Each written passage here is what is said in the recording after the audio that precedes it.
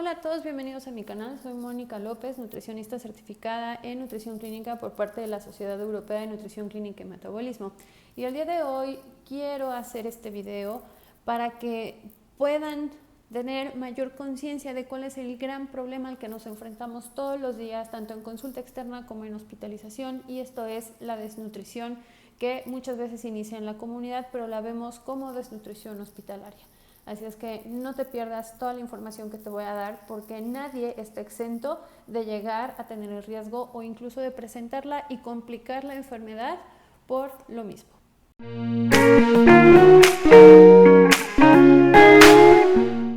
La desnutrición es un estado de malnutrición del organismo en el cual hay una deficiencia en el consumo de alimentos, o puede presentarse por la deficiencia de consumo de alimentos y de nutrimentos, pero también por un desperdicio de las mismas reservas energéticas del cuerpo. Es decir, que muchas veces el cuerpo va a estar necesitando más energía de la que está recibiendo, y esto va a estar generando que tengamos una pérdida tanto de grasa como de músculo, pero cuando hay enfermedad principalmente lo que se pierde es músculo.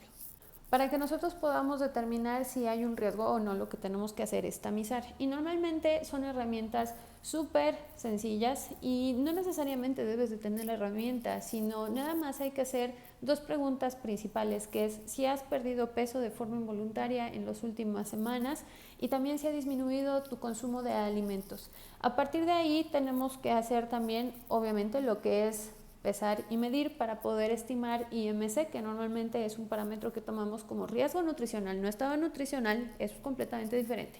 Nada más para ver si hay riesgo de una desnutrición o ya hay un estado de desnutrición preexistente, y a partir de ahí ya tenemos una valoración más exhaustiva. La valoración que realizamos considera tanto alteraciones en el peso, alteraciones en la composición corporal, que eso también es un punto muy importante, poder saber cómo está constituido el peso, si hay pérdida de masa muscular, si hay algún edema, retención hídrica, si hay una disminución en el ángulo de fase, que es el puntaje de estabilidad y función celular. Otros parámetros más sencillos que no necesitan tecnología, por ejemplo, son las circunferencias. Puede ser la circunferencia de pantorrilla, puede ser la circunferencia media de brazo, que esas son nuestros parámetros antropométricos. Y también debemos de estar considerando cuáles son los antecedentes clínicos o el estado de la enfermedad en ese momento, de la inflamación metabólica que se está generando como consecuencia de la enfermedad, y también algunos parámetros bioquímicos que vamos a encontrar afectados. Principalmente los que nos preocupan es la albúmina, el colesterol, la glucosa, la creatinina y la hemoglobina. Con este panorama ya más completo podemos llegar a tener un diagnóstico, y afortunadamente hace como 2 años aproximadamente la Sociedad Europea de Nutrición Enteral y Parenteral, Nutrición Clínica y Metabolismo como se conoce ahora, que era la ESPEN, ya tiene la publicación de los criterios diagnósticos de la malnutrición de GLIM.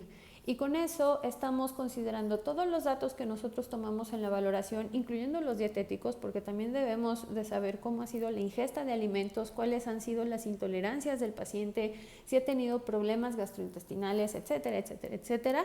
Y vamos a poder dar un diagnóstico nutricional. No va a ser un diagnóstico de enfermedad como tal, no es llegar y decirle tiene tal enfermedad crónica o tiene una infección de este tipo. No, lo que nosotros hacemos es decir si hay una desnutrición, qué tan severa es, cuáles son los factores que están relacionados a esa desnutrición, y de esa forma nosotros podemos empezar a planear un tratamiento nutricional con terapia nutricional, que puede ser por vía oral, puede ser por sonda o puede ser por catéter. Pero ¿cuál es el problema? El problema es que la desnutrición hospitalaria normalmente ni siquiera se identifica, no se tienen todos o un sistema o un protocolo para saber si los pacientes que están ingresando, porque todo paciente que ingresa al hospital debería de tener su tamizaje para saber si tiene riesgo nutricional y qué tan severo es ese riesgo. Muchísimo menos vamos a encontrar que si no tienen tamizaje, pues tampoco vamos a encontrar una valoración y no vamos a poder dar un diagnóstico de desnutrición. Pocos son los expedientes que llegan a tener ese diagnóstico de desnutrición. Y este problema no lo estamos acarreando en este año ni hace 2, 3 años. Se empieza a documentar desde el siglo XIX, donde se identificaban que había cientos de pacientes en hambruna durante la hospitalización. Los mismos sistemas administrativos de las instituciones clínicas veían que los pacientes que no comían bien se complicaban más, eran más caros, tenían mayor riesgo de morir. Y después de eso, es hasta 1974 que se hace la documentación en un artículo publicado de forma científica, de una fuente confiable, con una metodología, pues digamos que bastante aceptable, en la que se ve que la prevalencia de desnutrición está alrededor del 60%. Lo más triste es que esa prevalencia de desnutrición hospitalaria no ha disminuido, se mantiene, y dependiendo el hospital, el tipo de especialidad o el tipo de pacientes que vean, puede subir hasta casi un 80%. Y pues bueno, por más que se han hecho programas, se ha intentado levantar la voz, se han hecho decretos, declaraciones, no hemos podido ver en sí una disminución del problema. Y finalmente aquí quienes más los pagan es el paciente y el sistema. A los pacientes les sale muy cara una desnutrición que pudo haberse disminuido, que pudo haberse tratado, que se pudo haber prevenido con una inversión a una terapia nutricional, a un servicio de nutrición clínica, pero desgraciadamente se cree que gastar en nutrición clínica es eso, es un gasto, no es una inversión.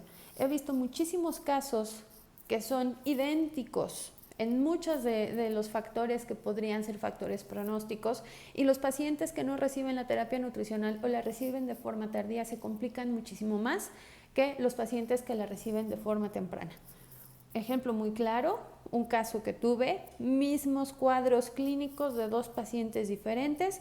Una llegó a terapia intensiva, estuvo en total 3 semanas en hospitalización, mientras que la otra nada más estuvo 1 semana, a pesar de que fue una cirugía complicada. Entonces ahí nos damos cuenta. Sale muchísimo más cara la atención porque necesitan mayores insumos, más cuidados, más personal, más equipo, más tecnología. Y finalmente, pues también vamos a tener mayor riesgo de complicaciones tipo infecciosas e incluso un riesgo de mortalidad. Es algo que nosotros podemos impactar, podemos mejorar, por supuesto, pero siempre y cuando sea un problema que se detecte a tiempo. Por otro lado, para las instituciones también sale costoso. Ya se han hecho estudios de proyección en cuanto a gastos de salud pública y ahorros, y se ha visto que pueden ahorrar bastante si se tiene una inversión en terapia nutricional, teniendo insumos adecuados, teniendo personal suficiente. Y ya también se ha visto que un solo nutricionista, aunque sea 1 o 2 veces a la semana que visite el hospital, puede mejorar el panorama de muchos pacientes, puede adecuar los alimentos para que los toleren mejor, puede empezar a hacer cambios que los pacientes requieran, a lo mejor para la masticación en cuanto a consistencias o tolerancias en texturas, o a lo mejor en mejorar las temperaturas. Son muchas cosas. Y también, por otro lado, pues van a estar disminuyendo los usos y las inversiones que tengan que hacer, por ejemplo, con tecnología, con ventiladores, con personal, con medicamentos, con material de curación, porque son pacientes que van a estar bien nutridos y entonces no se van a complicar tanto y no se van a infectar tanto y no van a estar tantos días en el hospital. Pero bueno, ese al sistema, como no hay una inversión en nutrición, sale caro. Otra cosa que hemos identificado es que muchas veces se tiene miedo a darle la opción al paciente de decirle, bueno, necesito programarte una cirugía. Por ejemplo, en el caso de los pacientes quirúrgicos, necesito programarte una cirugía.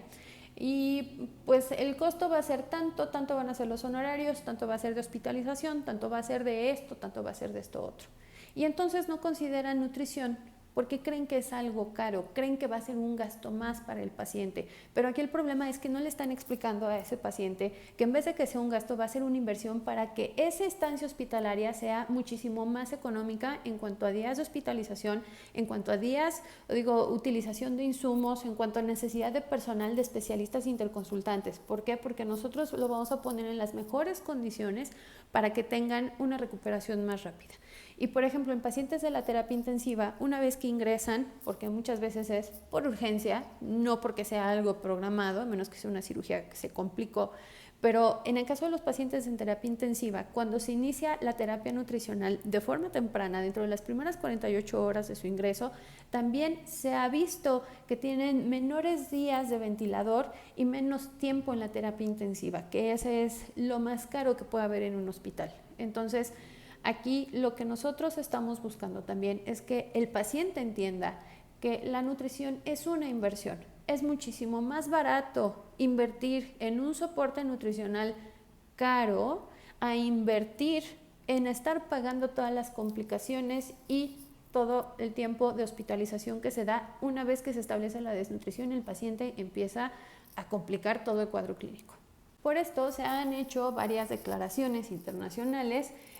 Primero hubo una en Cancún en 2008, en donde se decía que todo paciente hospitalizado tenía derecho al soporte nutricional. Evoluciona en 2019 en la Declaración de Cartagena, en donde se dice que pues el cuidado nutricional es un derecho humano, y se reafirma ahora en 2022 en Viena, en el Congreso de la Sociedad Europea de Nutrición Clínica y Metabolismo. Y aquí lo bonito es que esas declaraciones han sido hechas por varios organismos internacionales y se han dado cuenta que no nada más es el problema de un solo país, sino que es a nivel mundial. Entonces, esto nos da un panorama muy amplio para decir que sí, efectivamente, todos tenemos riesgo de tener riesgo de nutrición o de presentar una desnutrición en algún momento de nuestra vida, y por algo que muchas veces o en algunas ocasiones va a ser de improviso. Va a ser algo completamente sorpresivo, y pues puedes tú tener las herramientas para empezar a disminuir ese riesgo si en algún momento lo presentas, para saber qué hacer, y si ya hay una desnutrición establecida, llamar a nutrición clínica. Eso es lo que se tiene que hacer. Si eres médico especialista, si eres paciente, si eres familiar de alguien que sabes que tiene alguna enfermedad crónica, que está en el hospital, estuvo en hospitalización, tuvo alguna cirugía, o simplemente por la edad, hay riesgo de desnutrición. Y lo primero que tienes que hacer es llamar a nutrición clínica, buscar un servicio de nutrición clínica para que pueda apoyarte con tus pacientes, o pueda apoyarte con tu familiar, o pueda apoyarte con tu mamá, con tu papá, con tu abuelito, con tu hermano, con quien sea, ¿sí? Porque todos tenemos ese riesgo. Y lo más bonito es que sí existimos profesionales que podemos ayudarte y que podemos trabajar en equipo con tu médico tratante para poder mejorar el panorama de una forma inimaginable. No quiero decir que nutrición sea la solución mágica para todo, sin embargo, es algo que va a hacer que disminuyan muchísimo los riesgos de complicaciones y de costos, tanto al paciente, a la familia y también al sistema de salud. Entonces, pues quiero que sepas que tú como paciente tienes el derecho de exigir tu cuidado nutricional, tienes el derecho de pedir a tu nutricionista clínico. Si estás en sector público, a lo mejor es un poquito más complicado, pero si estás en sector privado, por supuesto que puedes solicitarle a tu médico que tenga interconsulta de nutrición clínica, o decirle: ¿sabe qué, doc? Encontré este servicio de nutrición clínica, autoriza que entre a valoración, o autoriza que entre a darme tratamiento, o a continuar el tratamiento que ya teníamos en domicilio, porque a lo mejor el paciente se complicó y tuvo que ingresar a hospitalización. No sé, pero bueno, tienes el derecho de exigir tu cuidado nutricional porque ya está reconocido como derecho humano. Y esto puede empezar a mejorar todo el panorama, porque de alguna manera también es ejercer tu libertad como paciente. El objetivo del cuidado nutricional es proteger tu dignidad humana y disminuir tu vulnerabilidad, porque ya simplemente con una enfermedad hay vulnerabilidad, con una desnutrición esa vulnerabilidad se ve todavía más acentuada. Entonces, pues yo lo único que quiero es que tengas las herramientas y todo el conocimiento necesario para que con toda tranquilidad del mundo puedas llegar con tus médicos o puedas llegar con tus familiares y decirles: quiero que entre en nutrición clínica, o me gustaría por lo menos una valoración para ver que todo está en orden. Y de ahí nosotros ya estamos dando el plan de tratamiento. Pero bueno, pues espero que nos puedas ayudar a combatir este problema que tiene siglos y que todavía no logramos encontrar la forma de empezar a disminuirlo, y tantos pacientes están pagando a veces incluso por su vida, con su vida, esta situación que no para. Por favor, ayúdanos, exige tu cuidado nutricional, exígele a tu paciente que vaya a terapia nutricional, a consulta de nutrición clínica, y pues estemos todos en la misma línea para combatir la desnutrición hospitalaria. Y si estás en Toluca, si estás en Metepec y no sabes a quién acudir, con mucho gusto me puedes llamar a mí y a mi equipo y nos va a encantar poder ayudarte, poder atenderte y también apoyar con tus pacientes.